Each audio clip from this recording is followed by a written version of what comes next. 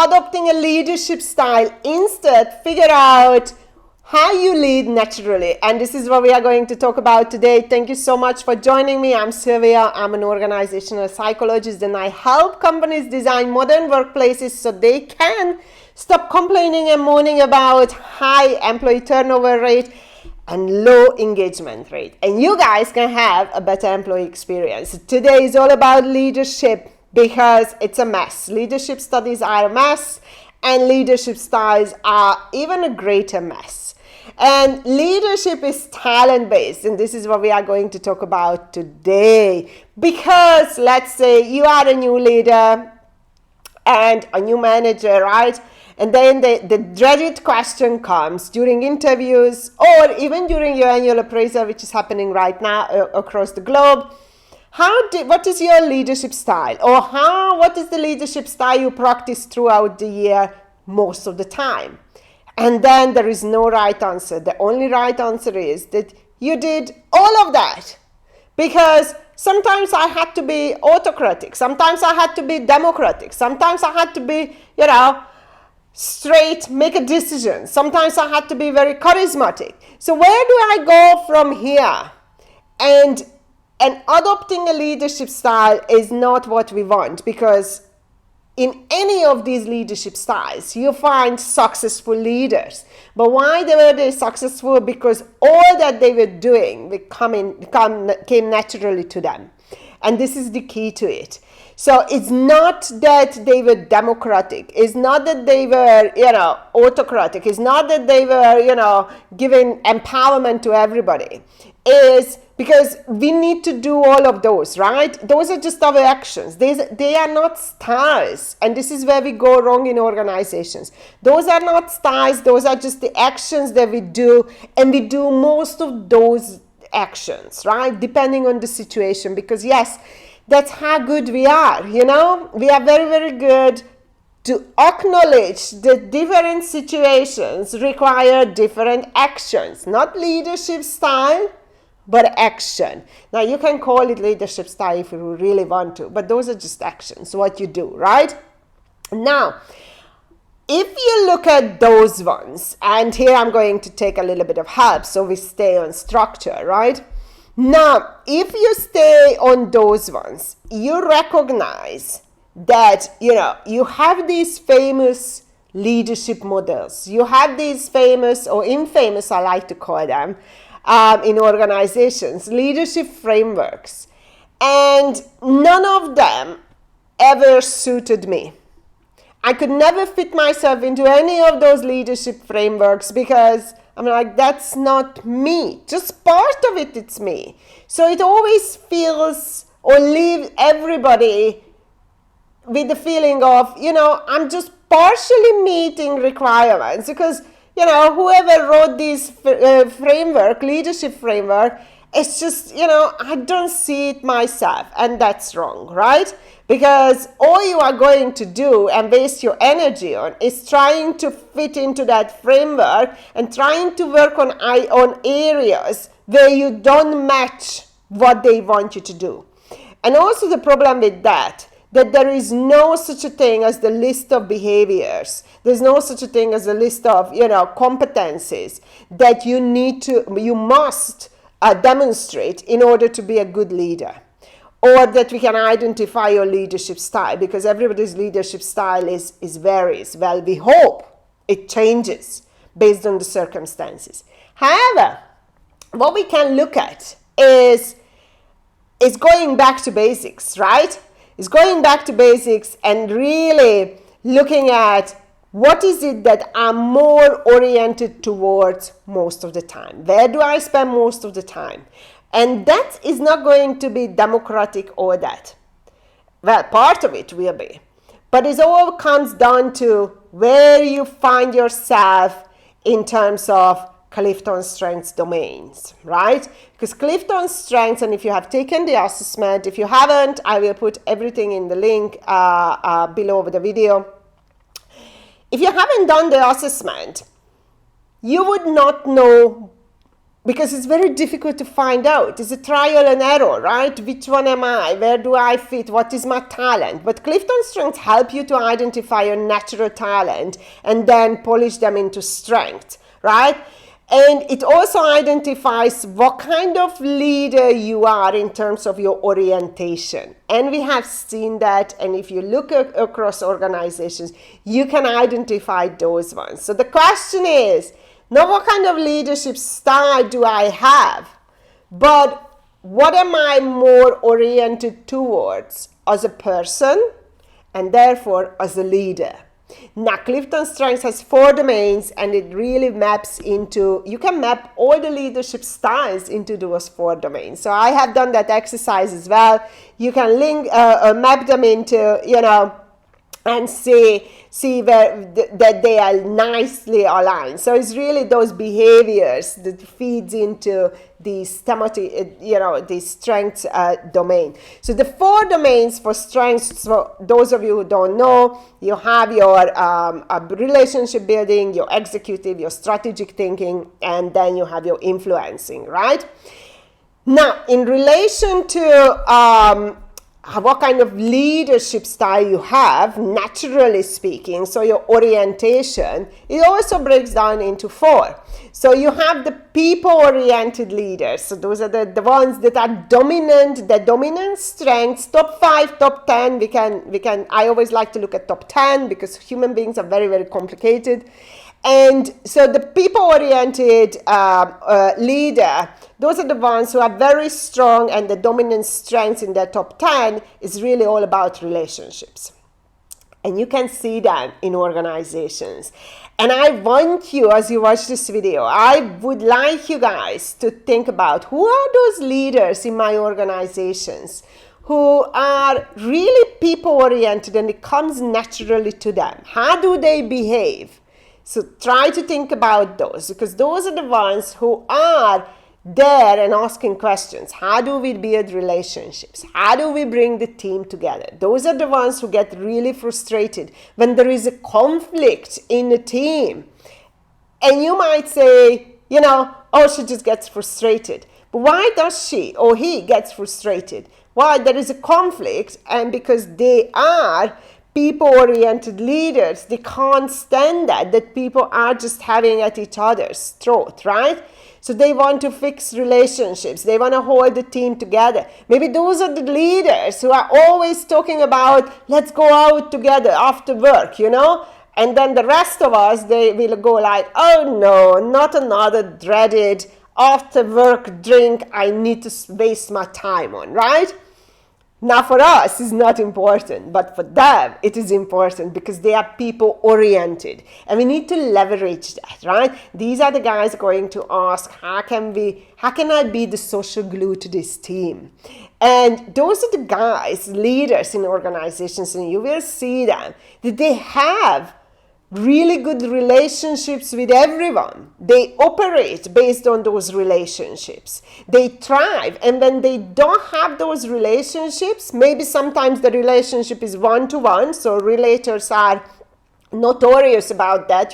They just have a couple of people, maybe 3-4 people around them, and they are very happy. But some of the other ones, is all about keeping the peace. Some of the other ones are all about connecting others. But it's really, how can we bring people together?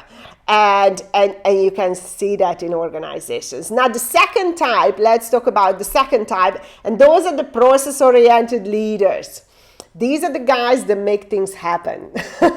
I'm one of them. My dominant strength is executing. And so this is under the executing domain of the Clifton Strengths. And these are the guys are asking the question, how can we do things? How can we make things happen?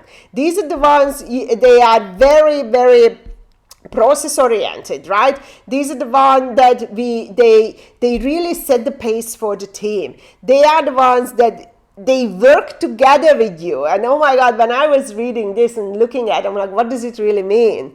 And those are the leaders, no matter their title, they are going to roll up their sleeves and then they get down to with their team and work. So this is when I see an F&B director goes behind the bar and start pulling the pints because the pub is busy. This is when I see when, the general manager of the hotel is, for example, carrying the luggage because the hotel is busy and the bell team is busy. So, okay, instead of, asking others, maybe an other influencer would do that, right?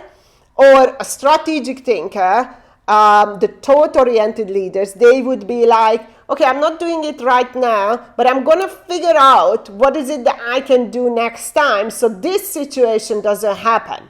So these guys, the process-oriented, they really go and get things done. They are also very good at planning ahead, so these things don't happen, but when it happens, they are the first one, okay, let's get down to business and let's get it done.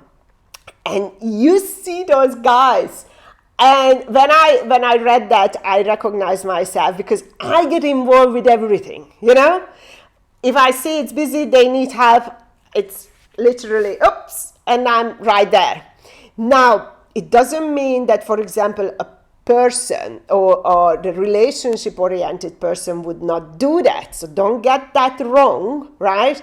But maybe what they would do is, call other people or ask and build on their relationship. Or they would just walk away. Not all of us operate the same way. Some people can walk away watching other departments suffering. I could never do that. So, but that's down to my executing strength. I'm very, very strong on that. So if you are strong on that, you can see that.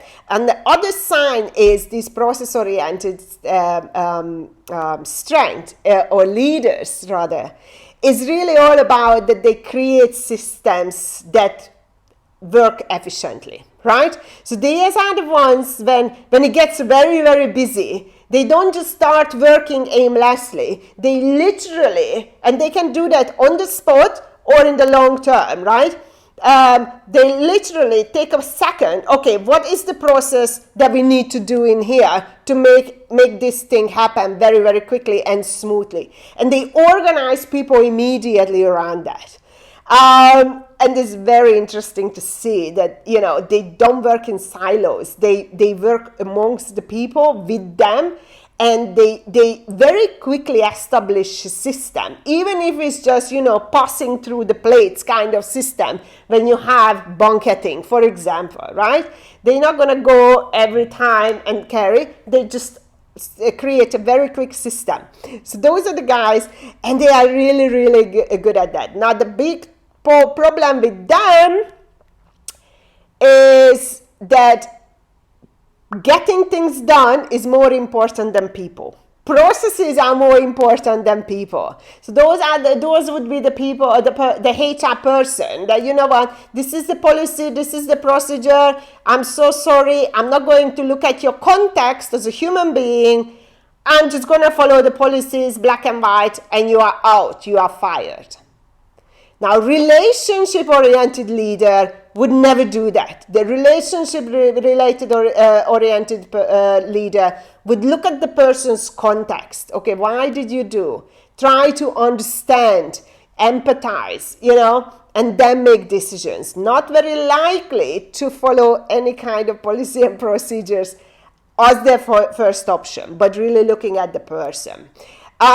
Process-oriented leaders, they also sometimes could lack the agility, right? They are very rigid in terms of following policies and procedures, and they can't really see. While a relationship-oriented leader, they look at the individual. So there is one strength. It's all about individualization, right? And it's all about catering for others. It's all about, I can relate to you, I can understand you. So that understanding, that relationship, that me understanding your context, is really changes the way I'm going to deal with you, even though if you messed it up. While a process-oriented would say, I'm not interested in your excuses. I do that a lot. This is the system, this is the process, and we apply and we can move forward. So that was the second one, and this is me, and I get to know myself a little bit more. Then you have your thought-oriented leaders. So these are the strategic thinking. This is my second strongest domain in my top 10, so I can talk about that as well very confidently. And process or thought-oriented leaders are the ones, they are strategic thinkers, right? And the ability, this is what they bring to the table, and this is how they lead. And it's very important for us to understand, how do I lead as a leader, right? And how they lead is they look at the big picture. They don't get caught up in the small nitty-gritty of business. They don't like to. Now, if you have two, for example, I have executing, which is going down to the nitty-gritty of daily life and work, right? So I get very hands-on, I can zoom in, but I also have strategic thinking, so basically a thought-oriented leadership style that I can zoom out very easily and look at the bigger picture. And this is the game really I play all the time, zoom in, zoom out, zoom in, zoom out. And to see how they all fit together. Do I still really, whatever do my daily action, still serves the overall goal, or I have diverted, or I lost track and I need to get back, right? And thought-oriented leaders are really, they want, when they feel that their opinions count. That's very, very important for them. They are very motivated by them, and they try to make sure that the other people are also, their opinion also count. Now, they see the bigger picture. They are able to, now they are born, and this is one sign that you guys need to look out for in yourself, right? When you are a thought-oriented leader, how much time do you spend on your own? Because strategic thinking teams in Clifton Strengths, they are very solitude. They need a lot of alone time to think. That makes them somehow a bad communicator. So just pay attention to that if they are not naturally good at that. But because time alone and time out there to communicate, they just don't go together. So most of the time you see strategic thinkers, their communication strength is somewhere in the bottom of their strengths, but it's not necessarily, obviously, human beings are very complicated. But this is what you can look out for about yourself, right? That if you love complex issues in organizations, if you have the ability to think about those complexities, those challenges, those problems, take them apart, put them all, solve them individually, put them together, and then simplify it for the rest so they can understand, you are a thought-oriented leader. Because that's what our strategic thinkers do. They think very deeply and they identify the root cause of a problem. I always think, I'm like, what is the problem in here? And finding a problem that are the actual problems is very, very difficult. So strategic thinkers or thoughtly oriented leaders, they do that naturally. They think, okay, what is the problem? And they can think about one sentence for 2 weeks. And 2 weeks later, they come back to you, oh, here is the solution. So allow them some time. So if you notice that about yourself, that you need these intellectually challenging situations, if you are there to change organizations, if you are there to not implement physically, because that will be the executing, right? That will be the process one. But intellectually, you like to figure things out and then maybe hand it over to the executive team, right? Because not everybody likes to implement things. Then it's you. They are very open to new ideas, and really they are just open to the whole world, and they are the ones who come up with really creative ideas. Now the problem with them, and I'm going to go back to the people-oriented leadership because I forgot to tell you what could be the drawbacks of that, is so people or thought-oriented leaders, they can fall into the trap of ideas over actions, right? So I like to see thought-oriented leader and executing two different domains together, because you can have the best ideas, but if there is no execution, those are just ideas. Or pair people up. If you don't have it as in one person, which I'm fine with because people are not well-rounded, but what you need to do as a leader is to really build a well-rounded team. So now you need to have a team of people who can execute your ideas. And I have seen successful leaders, successful teams, high-performing teams who are successful because the leader has created and built a team around that. So he had high strategic thinking, so he was a thought leader, right? Thought-oriented leader. And he said, you know what, I can come up with the best ideas, but I'm not very good at executing or implementing. So I need a team of soldiers who are going to implement my ideas. And that's how it worked together. So pay attention to that. And also thought-oriented leaders, sometimes they are at the risk of, not sometimes, many times, to be honest, if I'm thinking about my clients and the teams that I coach, the lack of clarity that is passed to their teams.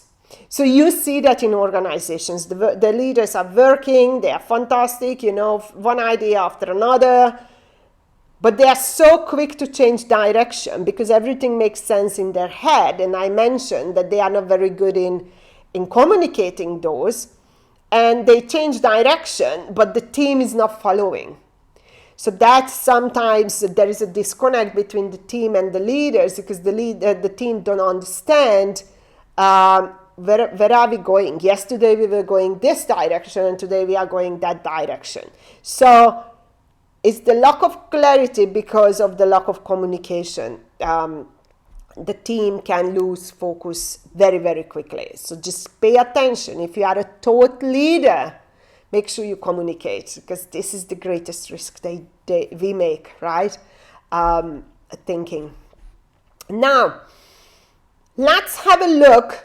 The last one, which is the impact-oriented, these are the influencers. These are the influencing strategic domain in Clifton Strengths. And impact-oriented leaders, they are really I love them so much because we have few in organizations. But they are the ones who are asking the questions. Who do we need to win over? Who do we need to speak to? Who do we need to bring on board to get things done? Who do we need to, make friends with? What is the relationships that we need to, but not relationship from the relationship building point of view, but in order to get things done, to push people ahead. So these are the guys that are raising the bar for performance. These are the ones who are igniting people, the teams around ideas towards execution, right? So these are the guys that you can, they will move your agenda forward. And they are the ones who advocate for others. They are the ones who are making sure that others are heard. And it's so interesting to see it in organizations because these are the competitive guys, right? These are the ones that are comparing themselves to others, their KPIs to others. This is how they raise the bar. So these are the guys who are never happy with the performance that you guys are doing, including their employees. So that's a drawback for these guys. But these are also the people who inspire others to follow them. And we follow them because they are confident. They have this executive presence, right? They have this gut feeling trust, that inner compass that, you know what, I don't know what we are doing, but I know this is the way. And we follow them. Because we like to follow confident people, right? We like to follow people who are, let's go, this is the way. We are going to be the pioneer. We don't know every single step how that's going to happen, but we know that this is the way we want to be. We want to be the first one. We want to be recognized. We want to lead the legacy. So when you find yourself with leaders or yourself or with leaders who talk about, I want to make sure people will remember me. That's a key sign.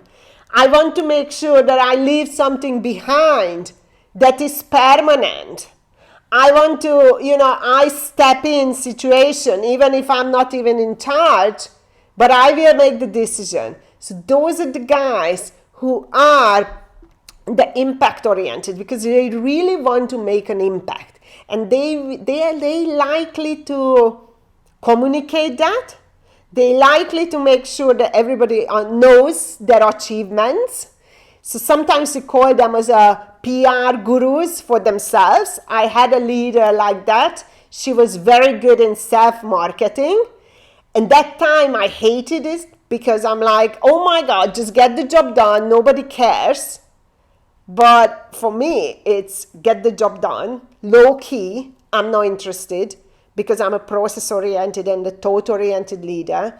But she was impact oriented, and impact is really, can you guys see me and the impact that I'm making? And it also sometimes cascades down, depending on their strength, it also sometimes cascades down to their team. Can you guys please see my team, how they are all making an effort and leaving an impact on the organization?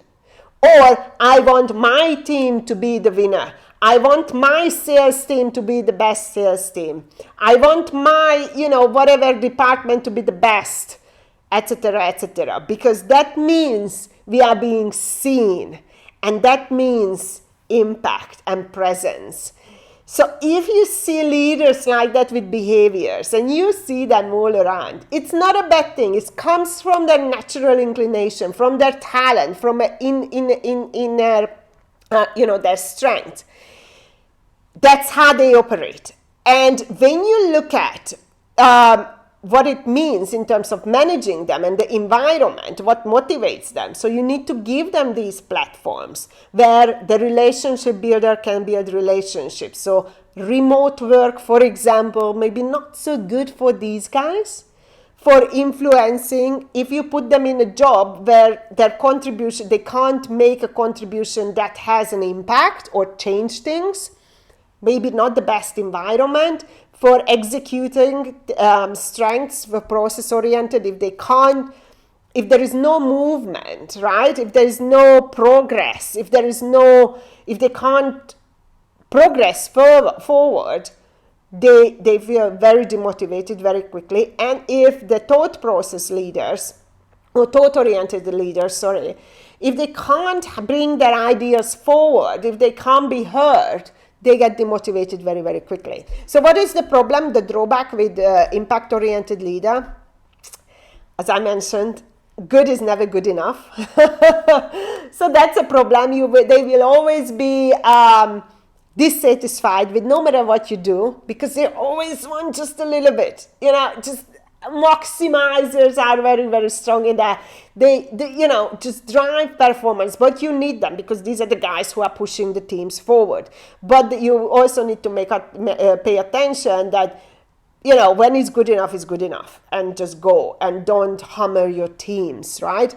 And sometimes these guys, they lack follow through, especially activators, right? They like to kickstart projects, especially when it paired with thought leaders, which they have ideas, strategic thinking. Oh, I have a fantastic idea, let's go and do it. But there is no follow through, because the executing teams or domains strength is missing from that. So this is why I always say build a team. Competency frameworks are built for teams, not for one person, because we can't fulfill everything together, right? And sorry, my brother is messaging me.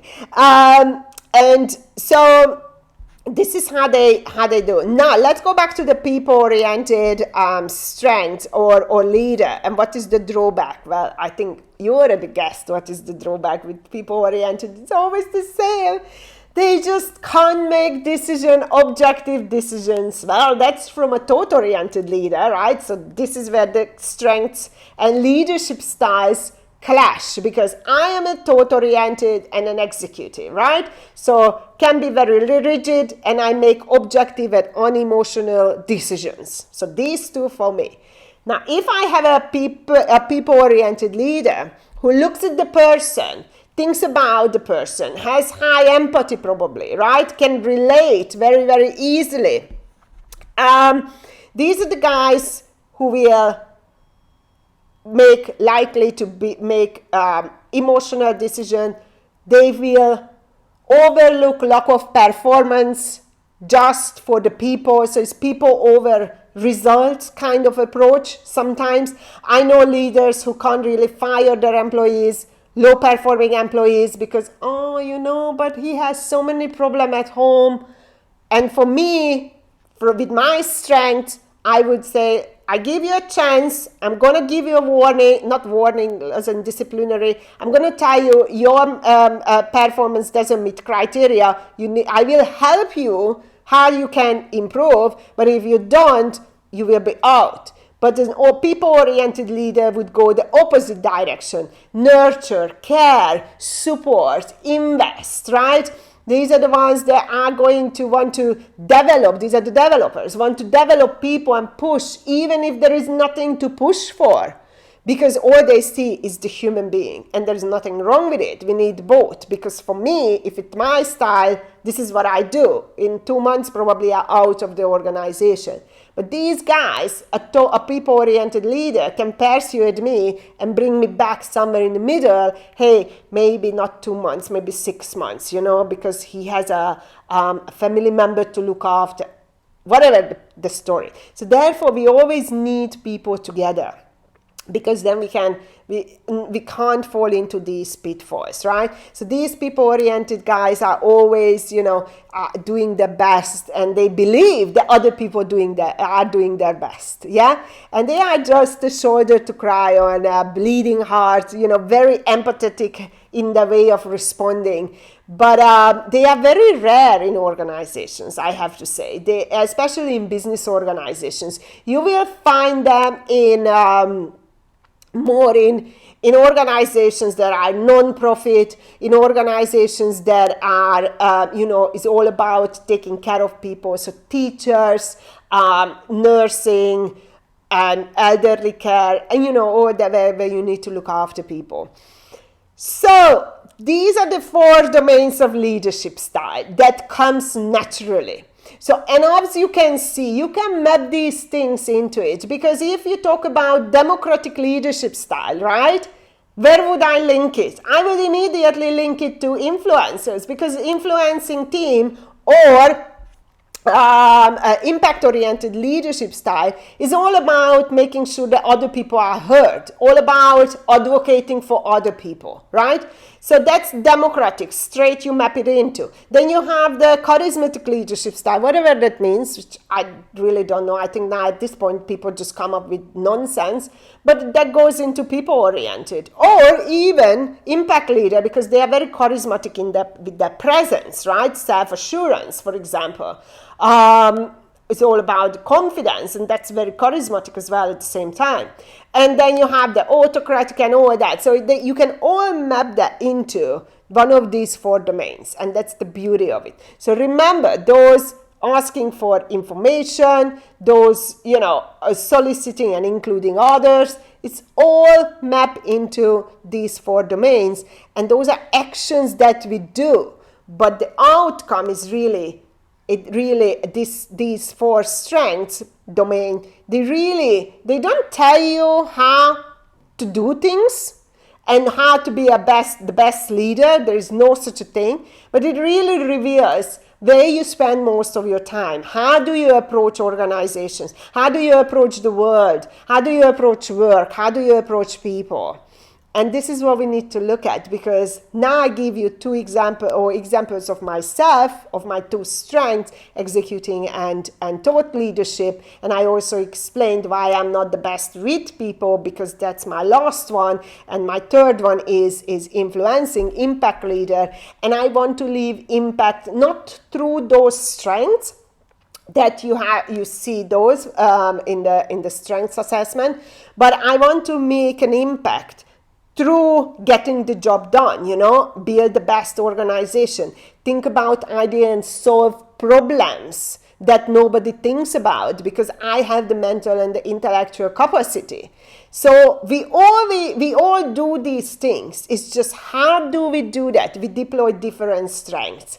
And if we understand that, we can reshape leadership development programs, because then we understand where do we need to support existing leaders in their existing strengths and work on those. So then we can maximize them rather than looking at random leadership frameworks. Oh, you need to be a strategic thinker. You need to be this. You need to be that. Guess what? Strategic thinking is one of those skills that you must born with. You can't train. You can't teach. So where do I go if I don't have that? Where do I go from here? Am I always going to fail in that company because I don't have it? And it's very difficult to even learn the process, right? Because that's our brain wiring. So stop adopting leadership styles. You already have your own leadership style. Figure that out and figure out how you respond to the world, how you interact with the world, and how the world responds to you, because that is more important. And once you understand that, just like I understand that for me, get the job done, people are not that important, task is more important, and then also to think and solve problems that nobody is thinking about, right? And then I know that sometimes this results in a reaction of, oh my God, why everybody is just so silly, nobody thinks in this bloody place, right? These are the reactions of strength. Then I understand that, hey, I'm very, very tough on that. I need somebody who actually sees the people side of my department and counterbalance my hardcore, let's get the job done, because I need that break. I also need someone on my team who will communicate what we do, because my tendency is get the job done low key, and that's great. I'm very happy. My strengths are happy. But then towards others, to the outside world, it means, and we know in the world of PR and marketing, that if it's not communicated, it doesn't happen, unfortunately. So I need to make sure that I have or I force myself to make sure that weekly, monthly, or somehow I communicate my achievement and my team members' achievement. So we don't fade away and stay in the back of the organization, because then we are not going to get pay rise, we are not going to get bonus, and we are not going to get promoted. And I have made that mistake many, many times in my company or during my career. And that's not a mistake, that's just how I am. But I never really understood. If I had understood this 10 years ago, my career would have been very, very different. But I didn't, because for me, my leadership style, get the job done and, just keep it quiet. You don't need to shout it from the rooftop. But in organizations, you actually do. And if you are not naturally inclined towards doing that, you need to find either ways of doing it and just do it anyway, or you find somebody on your team who can do that naturally and create that PR campaign, create that communication, create that, whatever needs to be done. So then your impact, because we all make impact, even if we don't have those strengths, right? One way or another, then it's communicated, because then you're going to end up crying. Oh, nobody is looking at me for promotion. Well, maybe that is your fault, because you did not understand your natural leadership style. I hope this helps you guys, and drop me a message. I put all the links in below the video, and drop me a message if you need anything related to that. I work with teams, I work with leaders, I work with individuals, really guiding and navigating them through these minefield of leadership. And stop adopting leadership styles. You already have yours. Figure it out, because this is where you can fix your way of doing and really be successful. Thank you, and see you at the next episode.